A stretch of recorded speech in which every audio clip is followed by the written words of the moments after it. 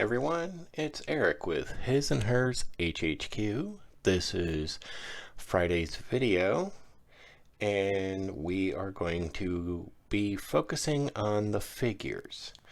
Though briefly, I did say I was going to keep the car mocked up so it was easier to check fit and everything like that, but I don't think we're quite at that point. So I started playing around with some more of the building. As you can see here, I've done a seat back for the back seat, because I want to be able to show the trunk of the car. I wanted to go ahead and close off the back seat so it wasn't just a hollow thing. I'm thinking a little more cleanup on this, and it should be good to go. Don't worry about this little gap here. You won't see it. What I did was I took a piece of my thinner evergreen sheet styrene. I'm not sure which one it is. I'll have to go back and look. Anyway, I laid the bench seat on it, and I basically cut out around it, but instead of marking right here, I marked a little further down here for widthwise, and then when it was ready, I used my pencil and marked, and then I lightly scored that and popped it back a little bit just to give it that foldability, and then folded it forward, glued it in place, and then I just used the knife to trim up excess, and then began sanding until I had the shape I was looking for. So I get a really nice uniform seat going on here.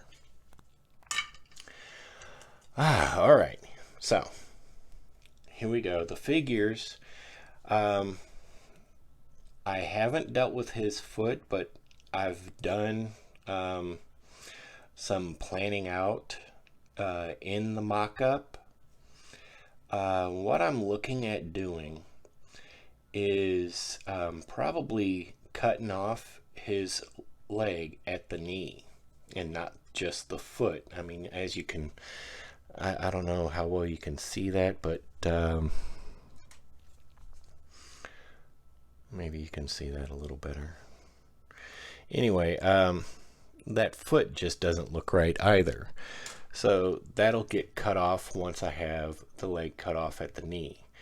Because if you look at it, his leg angle here has his entire lower leg below the knee going for the hump of the interior, not the accelerator. So I'm going to cut his leg off at the knee and cut it, or turn it in slightly, and then cut off his foot and angle it more in a straight up and down. It's just one of those things I was referring to myself as I drove. So it's just one of those things. We'll get that done off camera, and when you get to see the figures again, at least primed, and we start the paint, that should be for Sunday's video. But at the moment, we're going to start with the young woman here. And before we do any serious major cleanup, we're going to try and fill in, let me see here. We're going to try and fill in some of these gaps here. Like right here, even though I'm pretty sure you won't see her hip, we want to get that filled in. Her head's all right here, but it looks like this area needs a little bit better cleanup. But as you can see on this side, this looks absolutely horrible. And the back of her shoulder, of course. But the rest of it seems to line up and be alright. It just needs to be cleaned up. So, with that being said, I'm going to again reiterate that I have never done a figure this size or bigger before. So all it is just considering what I have seen other content creators do, most of them in 1/35th scale. But we're going to try and get her cleaned up and looking pretty good on camera. If I screw up, it's on me. We screwed up, but we can do what we can to fix it up. So, with all that being said, what we're going to do here, told you I would have my lacquer thinner and the Tamiya putty basic type. What I'm going to do is put just a dash of this in my cap with a little bit of lacquer thinner. That'll help it thin down just a little bit, and we'll get that seam and this back here filled in, and it'll be a little bit, or should be a little bit easier to work with. Pardon me. So remember, I use this technique for creating a more of a metal look or cast metal look, I guess you could say. And as you can see, I've already got a couple of toothpicks here. I'm going to use this one to do some mixing, and we'll pull one here, or one or two here. We'll put a dash of our thinner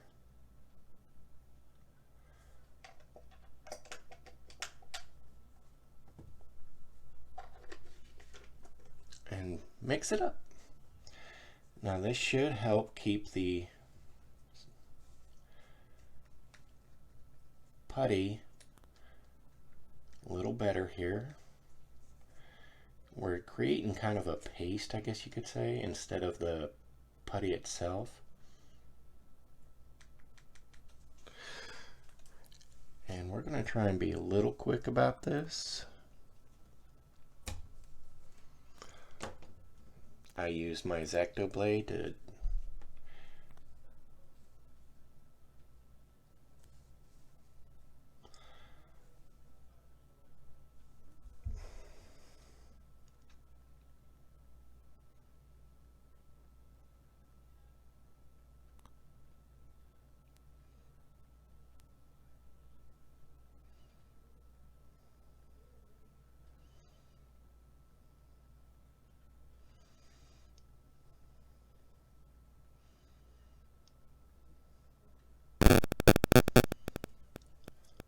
I know it's a bit of a mess, but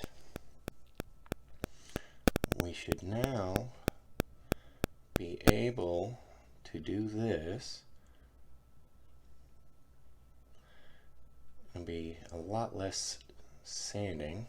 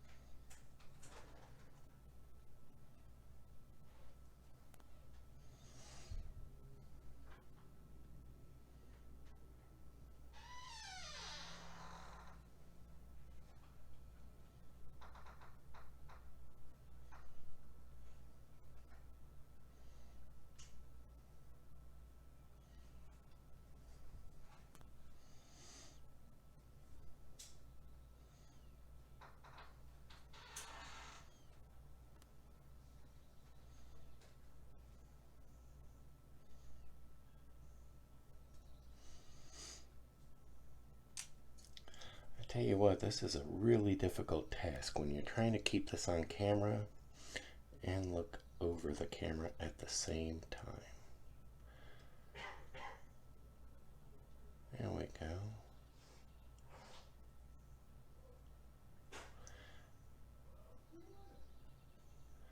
That looks a lot better.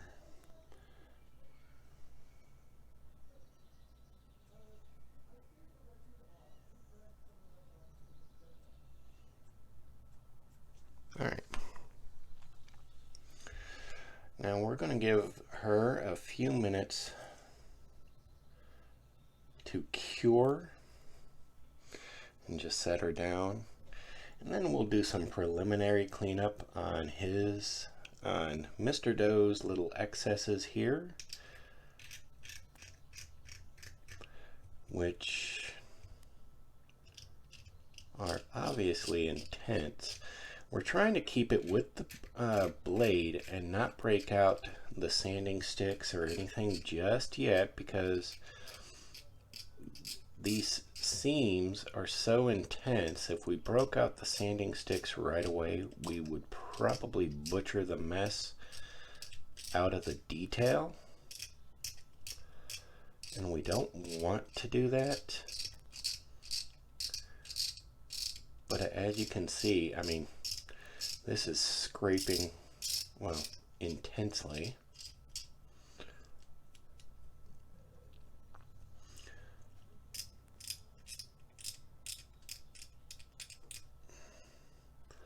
And of course, this is such unique shapes that trying to get everything precise is going to be a challenge in of itself.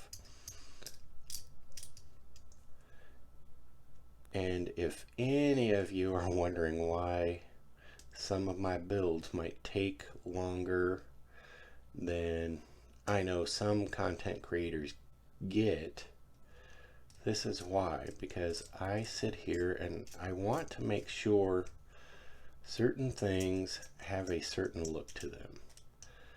And in order to achieve those looks, sometimes I go a little bit overboard, I guess you could say, in taking care of detail, because I don't there was this saying when I was in the Army. It was and I'm gonna butcher it, it's been a while, but we had this saying. It was basically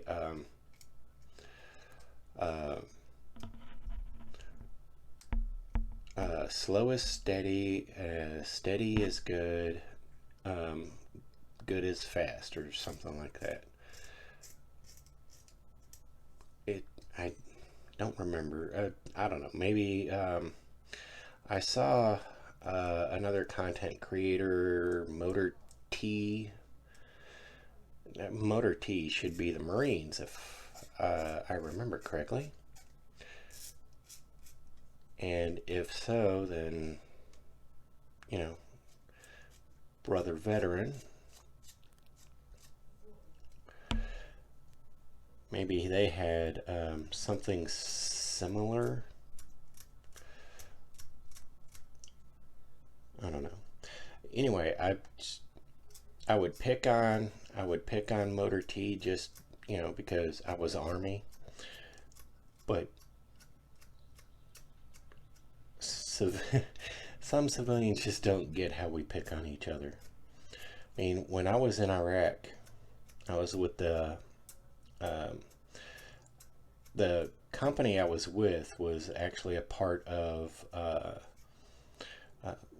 it was the black sheep of the division, but we were a part of the 101st Airborne, and we would fly our flag outside our talk and whatnot, the 101st Airborne flag. Well, on the same pad that we were on, they placed a couple of companies from the 82nd Airborne. And it got to be this fun inter-service rivalry, I guess you could say.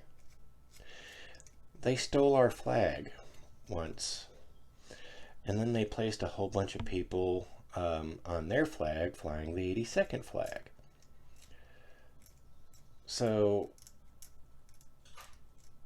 a couple of us trussed up showed up randomly on their pad, trussed up their guard sentries on their flag, and took their flag. It's just those fun things, you pick on each other, and it's all in fun. It's family, I guess you could say. And when it came to working with the foreign militaries, a lot of them didn't understand it, but some of them did. Like our Australian brothers and sisters in uniform, they understood it. They were a pretty cool bunch. Marines would pick on Army would pick on Marines. We would both pick on Navy and Air Force. I mean, it was just one of those things that we do. But, it was, of course, we all, and it's funny, I've actually seen this as a meme. If, heaven help the civilian who thinks they can pick on any one of the branches of service, because we can only pick on each other. It's kind of like family. If you can talk all kinds of big smack about your siblings, cousins, aunts, uncles, you name it, but heaven help the civilian who picks on any of your family members, because you're going to throw down. Well, the same thing with the military. We can pick on each other, but don't try to pick or say anything derogatory, because unless you were in, I'm sure he knows, Motor T knows what I'm talking about, as long as he was, Marine. It's always in good fun. Something fun to liven up the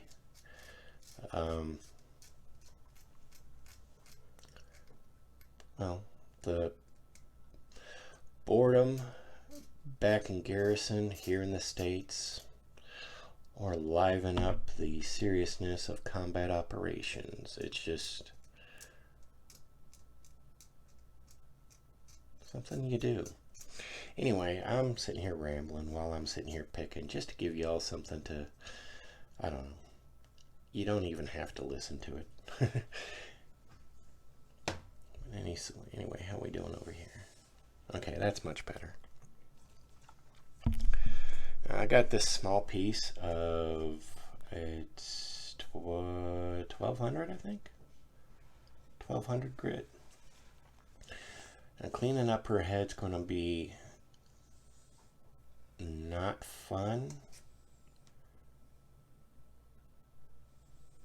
but let's do a little bit of this here, get some of this mess cleaned up.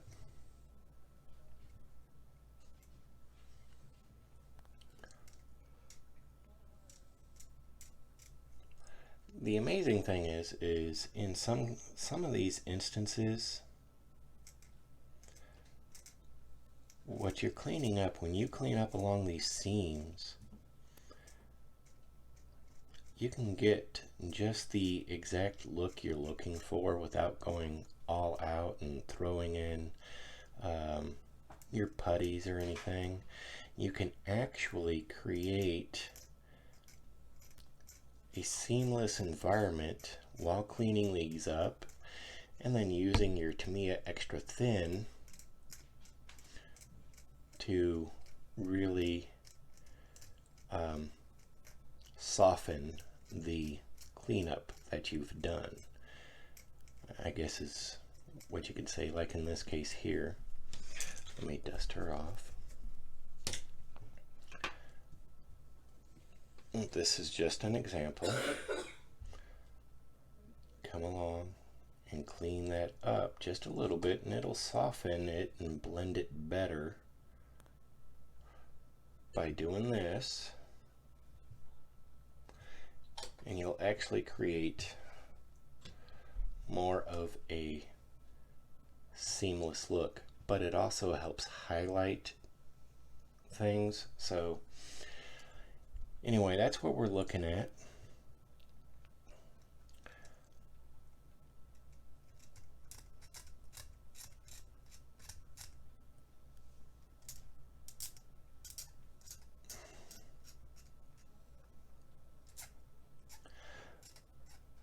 I would like to reach out to Revell,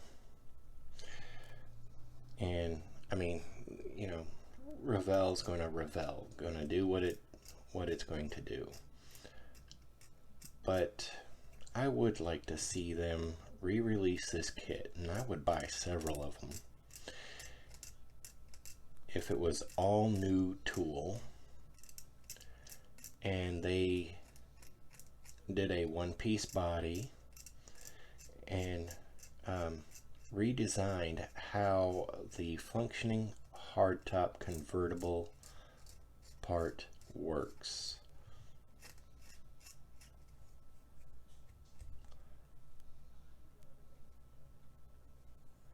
That would be outstanding. I would be willing to I don't know, whatever that kit would run, $45–50. I would be willing to pay that for at least one. I don't know about you guys, but I do like the Galaxie / Fairlane / Skyliner. As a matter of fact, I think it would be kind of cool if they actually released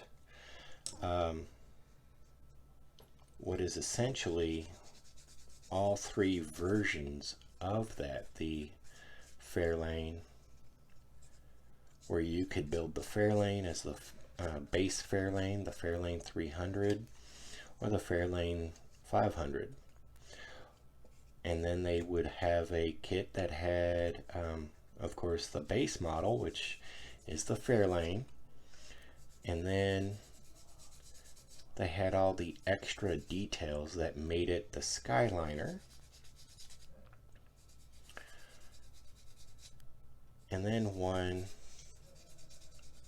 that is the Galaxie. Of course, you know, they'd have like the Galaxie 300, the Galaxie 500. Pardon me. But yeah, I think all the way around, if they did that, I think that'd be pretty cool.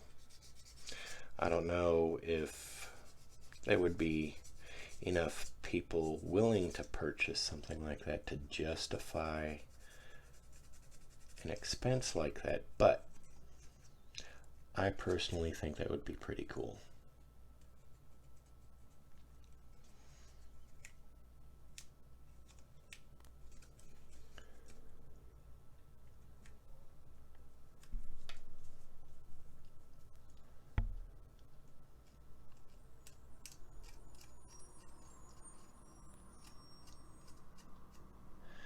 And if you guys can hear that, I apologize. The trash man finally showed up.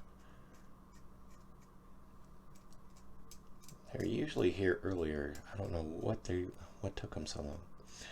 Anyway.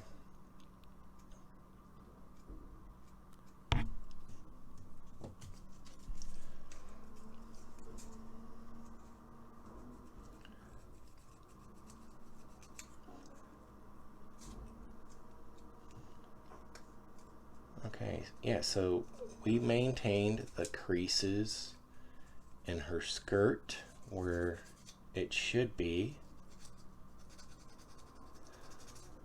A little bit of extra cleanup there, and that should come out nicely. You won't be able to see a gap at all. So let's come back over here to the shoulder. We might actually have to put a little extra in there. I don't know if you can see that. We might have to put a little extra filling in there. Let's clean up that shoulder a little bit with the knife.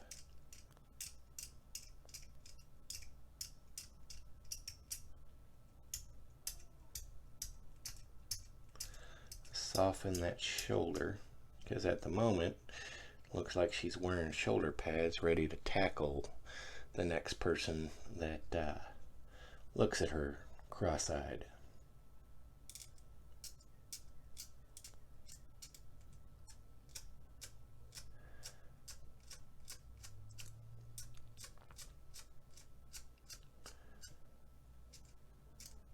Which there's,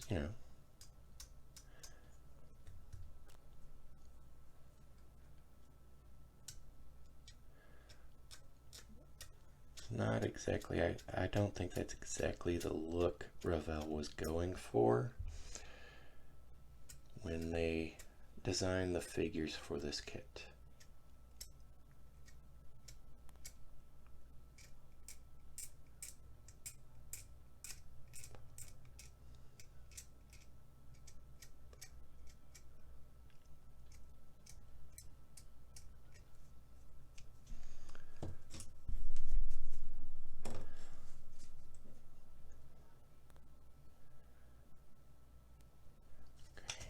That is a little better.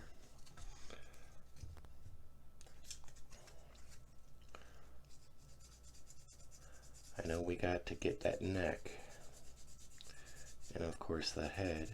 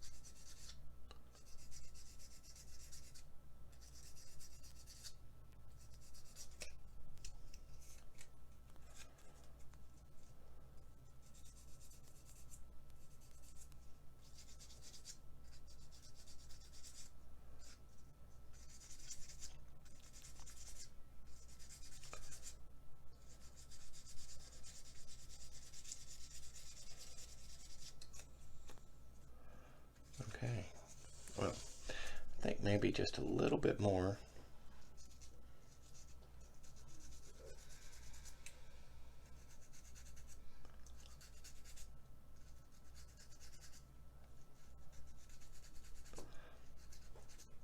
I guess part of what we want to do here is soften up some of the hardness of these edges, just because we want this to look more, I guess, cloth-like. And what I have seen, though, in a lot of builds from other content creators when they are doing figures, is there's this gloss or sheen to them. And well, as I made reference to replying to a comment that actually pointed that out, back in our younger days, figures might have had more of a glossy shine to them. And anyway, I've seen a lot of content creators do that, and I feel like there's a certain lack of realism if there's a shine.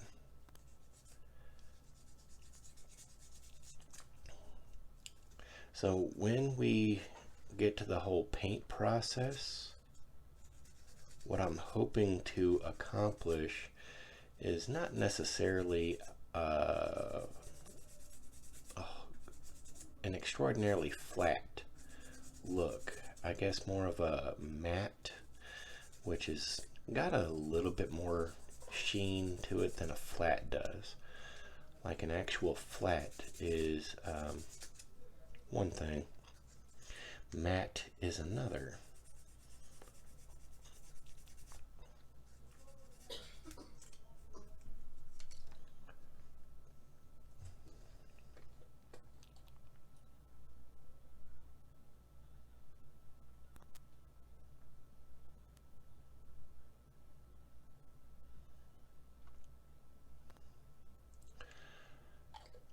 Yeah. See that arm and back there looks much better like that. Let's see how that shoulder looks.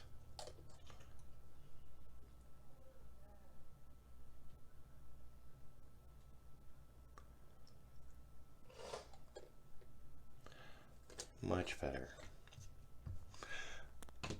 Okay, so we're already 30 minutes in. You've seen this live. Well, as it were, live. What we're going to be doing. So I will finish cleaning her up off camera. And I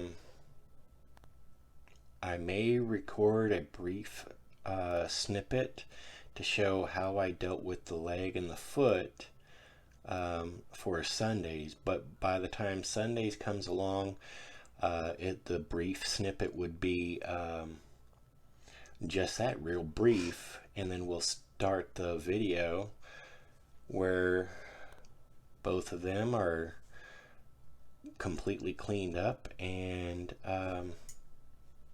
primed and ready for paint, and then we'll go ahead and start applying the paint job and see how we do.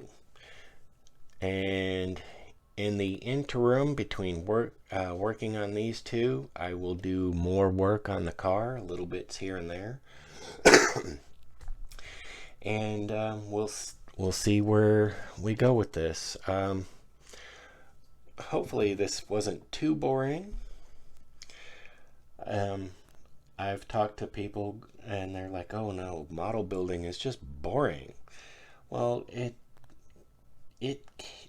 can take time, but you take that time and you turn out something that's great, and that's the point. Is well, obviously, first and foremost, you need to build for yourself. That's the key. Build for yourself. Build until you're happy. Learn from mistakes. Learn from others where possible. As a side note, when I remember as a kid, I would ask. There was this model show that I vaguely remember, and there were some really cool looking models, and I would ask, and the guys wouldn't share with me their secrets for how they came up with this, or how they did that. That's not a dig on everybody. Nowadays, the vast majority of people are more than happy to share and help you grow as a modeler. And that's a good thing. That's what I'm trying to do, is share what I know, share everything I've learned, the blending of concepts, and I hope that those that watch learn from me. That's the point. So I'm happy to share, and I'm glad you're willing to watch the videos and share along with me. So all right, we'll call that done now, and like I said, I'll get this done off camera, and hopefully Sunday's video will be great. Everybody have a safe weekend and enjoy your 4th of July. I'm Eric with His and Hers HHQ. If you haven't yet, head on over to Facebook. Follow us at His and Hers Hobby Headquarters. Take a moment, like, share, comment, and above all else, it's free. Subscribe. Help the channel grow. Help the message of scale modeling grow. I'm Eric. Have a good day.